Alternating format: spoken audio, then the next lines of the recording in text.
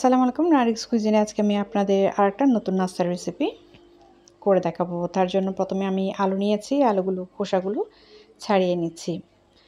যেহেতু আজকের রেসিপির নাম পটেটো চিকেন বোর্ড, তাই এই আলুগুলোকে আমাদের নৌকার মতো শেপ করে নিতে হবে।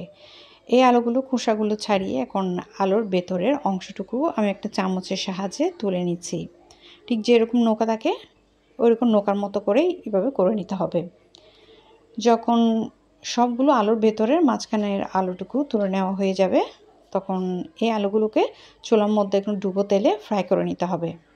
চুলা আঁচটা হাইতে রেখে উল্টিয়ে পাল্টিয়ে ভেজে নিতে হবে। একটু সময় ধরে ভেজে নিতে হবে। যখন একটু কালার আসবে তারপর চুলা থেকে তুলে নিতে হবে। তবে আপনারা যদি চান এখানে আলুগুলোকে ভাজার আগে একটু চামচের সাহায্যে, কাঁটা চামচের সাহায্যে ছিদ্র করে তার মধ্যে কিছু মশলা অ্যাড করতে পারেন।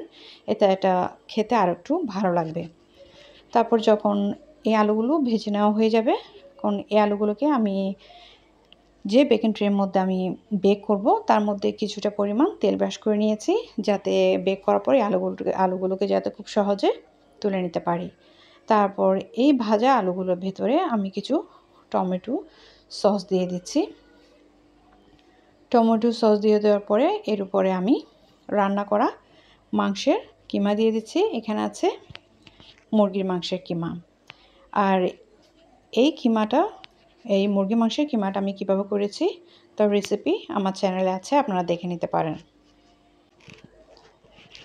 এখন সব আলুর ভিতরে এই মাংসের কিমাগুলো দেওয়া হয়ে গেলে তার উপরে মোজারেলা চিজ দিয়ে দিতে হবে। মোজারেলা চিজ যে পরিমাণ আপনারা চাইলে আর একটু বাড়িয়ে দিতে পারেন। এখন চিজের উপরে যদি আপনারা আপনাদের পছন্দ মতো যে কোনো কিছু দিয়ে সাজাতে চান, সেক্ষেত্রে এখানে দিতে পারবেন। যেরকম আমরা পিৎজার উপরে দিয়ে সাজাই, ওইরকম করে আপনারা এভাবে করে সুন্দর করে আপনারা আপনাদের পছন্দ মতো সাজিয়ে নিতে পারেন যে কোনো সবজি দিয়ে।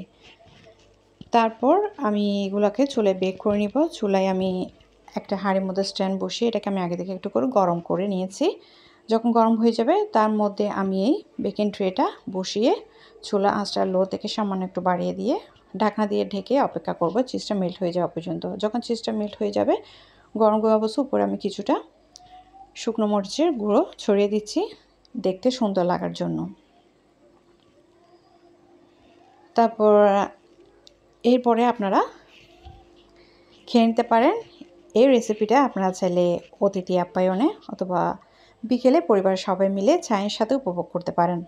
আশা করছি আমার আজকের রেসিপি আপনাদের খুবই ভালো লেগেছে। ভালো লাগলে অবশ্যই চেষ্টা করবেন, সাথে আমার চ্যানেলটি সাবস্ক্রাইব করতে ভুলবেন না।